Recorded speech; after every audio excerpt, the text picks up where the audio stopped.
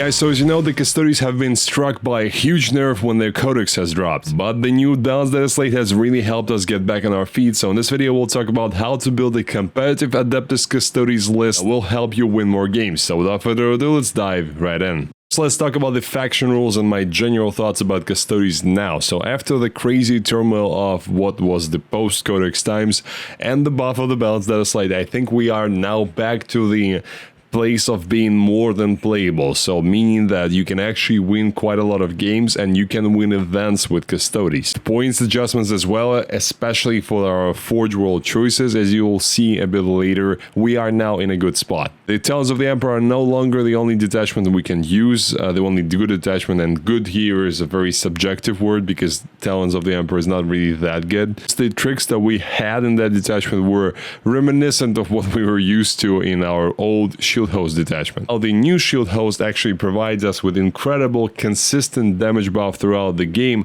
and critical 5s that we now can invoke in every turn are definitely no joke. There's just something very violent about 5s being exploding, just something that can really go crazy if you roll well, that makes them a very strong rule. You can also choose the AP1 buff as well still, so you can choose either the crit 5s or AP1, but in the most majority of cases you will want the critical 5s. Auric champions are now significantly better as well as a detachment because you can get your mileage out of the captain's free stratagems finally, and that was so stupid when they could just not use their captain ability at all on any of the stratagems in the detachment that wants you to run captains, but finally it's no longer a problem. And also those units that the captains or blade champions lead will also get the +1 to wound, and that's quite a substantial buff considering that you still want to have some characters running with the squads, not just all solo characters. We still have problems with Custodes in several key areas though. First being durability. Even though devastating wounds are slightly less bad for us now because we can actually use the 4+ Film of Pain against mortals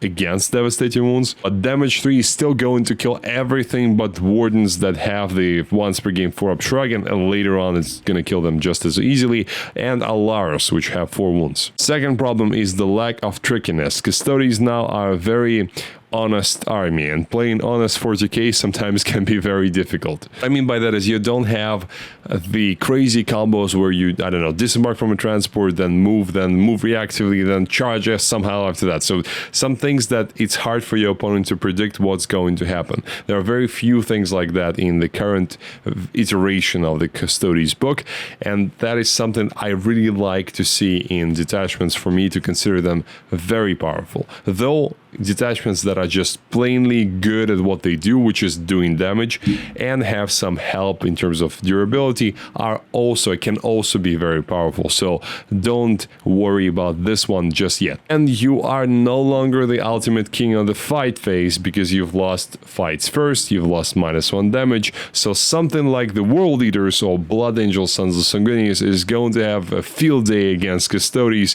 if you don't play carefully. As always, I want to remind you about my Patreon 40k coaching service. If you're looking for help building your competitive rosters, preparing you for tournaments, or have any questions about your collection in general, check out the links for my Patreon in the description. Thank you. Oh, talking about building the list, what are going to be our damage dealing units? And though we are kings of the fight phase no longer, Custodes definitely have some units that excel in the fight phase. Well, most of the units actually do that.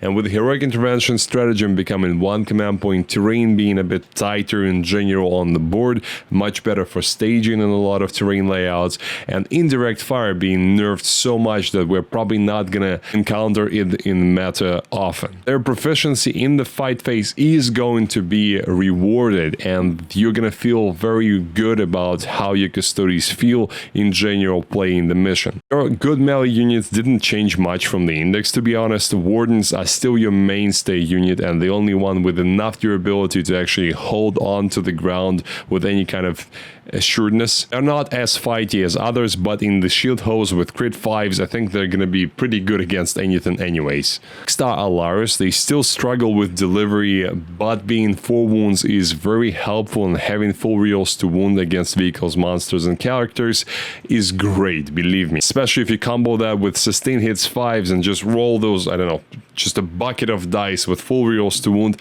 you're gonna get through pretty much any unit in the game like this. A great unit, I think. They just need a tiny discount for me to say that they are just awesome. They are just a bit too expensive for my taste. Especially considering that they actually need a Land Raider to get to where they're going. If they had something that would help them deep strike better, naturally I would say their current price is justified, but now they need to be a bit cheaper. Talking about things that can naturally get into combat, Venatari now 330 points, down 70 points from 400. Can you imagine that? That's one of the biggest discounts I've seen in this edition, I think. And you're paying 330 for a unit of 6, and they suddenly became the most wanted unit for Custodes. Some people talking about running, I don't know, 12 or 18 of them in the list, considering they can all use rapid ingress no matter how many units you have, because their rules specifically stipulates rapid ingress in it, unlike the captain's abilities, which are just generally allowing you to have multiple stratagems, use multiple stratagems in a single phase. Actually, rapid ingress a bunch of units all at the same time, making the turn very difficult for your opponent. So they are very good, and they always had the stat line that made them very desirable, because they are jump back infantry, so a very good archetype of a unit already. They move 10 inches, which is slower than the normal jump back infantry, but they're Custodes, so it's okay, it's good enough.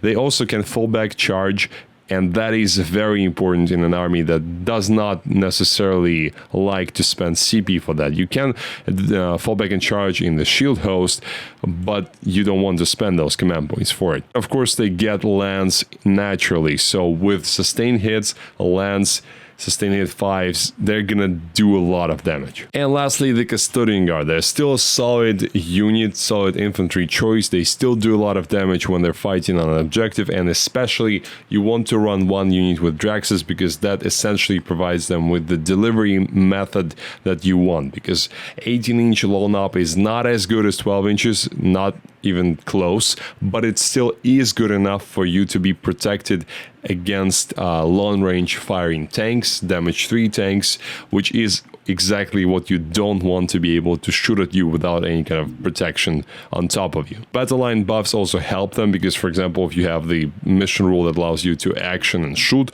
your entire unit, including Draxes, will be able to fire, and that is very nice. I would recommend running one squad like this in every Custodes list that you have. It's just a good idea to do that. Next, damage dealers in the shooting phase, and we have much less choices here, almost none to be honest. The one and the only, the best choice we have is Kaledi's Graph Tank. It's still awesome, it wasn't nerfed, it has 4 shots with lethal hits and twin linked with strength 12, AP 3 and damage D6 plus 2, and that is just a perfect profile to get rid of dangerous threats like monsters, vehicles, even heavy infantry like Terminators and Obliterators, something like that. Not gonna lie guys, 2 or 3 Kaledi's Graph Tanks are a must-have for Custodes. If you're not running them, I think you are just shooting yourself in the knee. Now about less obvious choices. So Custodian Guard and Alaris, they both get rerolls to wound for their numerous bolter shots. The Guard can even fire twice with the rule, and again, if you're running the Draxes, she can also fire twice. They're not gonna go through a tank with this, but the sub toughness 7 units with a character for the Alaris, or just sub toughness 7 units for Custodian Guard, you can do a significant amount of damage, especially if that unit is not in cover, and that depends on your positioning and their positioning, of course. As soon as you lose that point of AP, then the guns you have are pretty much just like a normal bolter, and we all know bolters don't do damage. Land Raiders, so you still need it to transport your guys, LRs mainly. The pivot really helps, because you now don't have to spend like 5 or 6 inches of your movement to actually turn the Land Raider. 4 last cannons hitting on 2s is not bad to have. However, don't ever rely on them to kill anything. They're just a complementary, like auxiliary shooting to your Kaledius. So if you have 2 Kaledius tanks and then the Land Raider, you can maybe finish off a tank with those 4 last cannons. Maybe. But 240 points is not a bad deal for a tank at toughness 12, 2+ armor, and last cannons, and of course Custodes inside. And lastly, Sagittarium Custodians, they're pretty cheap now, 45 points. In talents they can get +1 AP in strength with stratagem, but frankly speaking, you probably won't have points for them once you're done building the list. So I've included them just because they exist and they do damage in the shooting, but honestly, I personally would not run them. Another very important category of units are the support choices, so things that make our list run smoothly and normally, do actions for us mostly. That's what we want here. The most obvious choice, the first thing we add to the list after we've done adding the Warden squads and Clarice tanks, are prosecutors and witch seekers, because they're super cheap infantry that you can just throw around. They have OC, which is important, they can do actions, have power armor still, so you cannot get rid of them just by looking at them. You need to look very angrily at them to get rid of them. Considering how many actions you have to do now in the game, you don't want your 300 points bricks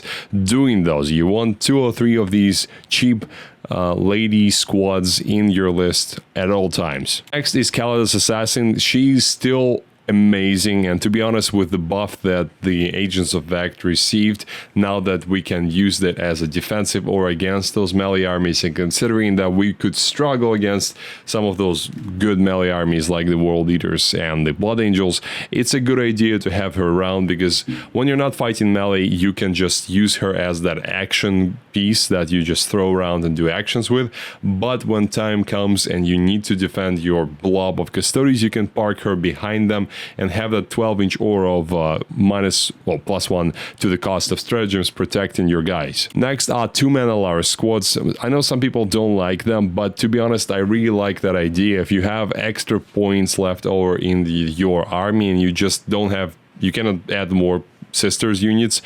For example, you might want to upgrade one of those units to an Alaris squad, because you can still send them into deep strike. You can rapid ingress them as well to threaten your opponent's home objective, for example, and they can also teleport once per game, just like Calidus can, and they still get their full rerolls to wound against characters, monsters, and vehicles. So I think they're far actually from a useless unit, and for I think 140 points that they cost, 130 probably, they are pretty good unit to have if you again have the points for them. And lastly, Eversor. He's a fast lone op choice that's pretty good in combat. He can advance and charge if you select that in command phase. You can get precision on him also, or sustain hits 3, and with his 6 attacks at strength 5, AP 2, damage 2, and anti-infantry 3+, he can threaten a lot of things in the game for 75 points that he costs, and the lone op being such a useful rule nowadays, especially now that things like Doombolt cannot target you. I think having Eversor can be a great idea. Problem is, if you're running Draxes and Calidus, you already have 2 Imperial Agents, you cannot have more characters, you can only have retinue units like the Voidsmen at Arms, for example. So Eversor is only the case when you don't have points for Calidus, for example, and you still want to run an extra lone up. Here's a strong list of Custodes that I've built for us. We have Blade Champion number 1 with the Panopti specs, which is enhancement, which would be better named I have extra 5 points and I have nothing else to buy, and that's just ignore cover for the squad that he leads. He's gonna lead Warden, so how important is ignoring cover on 5 spears? It's not important, but I just like to have 2000 points on the nose, and thank you GW for allowing me to have this enhancement. I would be gladly paying 5 points for just not being 5 points under, because I have OCD.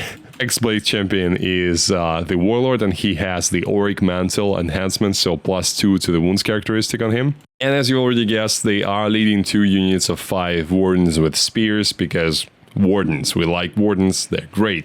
We have Battle Line here, 5 Custodian Guard led by Inquisitor Karadraxis, as we discussed. Awesome unit, awesome character, just love her. Clarice Graph Tanks, we have 2 of these to provide us with that long-range fire support that we need. We have a unit of 5 prosecutors because of points. We have 4 prosecutors as a second unit. We have 2 units of 3 Venatari because, yes, they can now do rapid ingress. They could have also always done that, but now they still can do that all at once, and we can rapid ingress 1 unit on one side of the board, 1 unit on another, and just provide a lot of pressure for our opponent on turn 2 onwards. And we have Calidus Assassin for 100 points to finish off the 2000 points list. really like the comeback the Custodes have now. I still believe that the detachments we have are really not that interesting, and I wish we could have something else like Shadow Keepers or the Emissary Imperators or the Solar Watch, which would be some cool archetypes, different archetypes of Custodes, fast Custodes, durable Custodes, I don't know, Custodes that are targeting characters and monsters specifically, any number of things. But from what we have now, at least we can use the Custodes now on the table relatively well and do damage consistently much more. And there are also interesting builds you can do with Auric Champions, which I'm thinking we will probably take a look at in some other video in the future. So thank you for watching, guys. I hope you enjoyed this one, and I'll see you next time.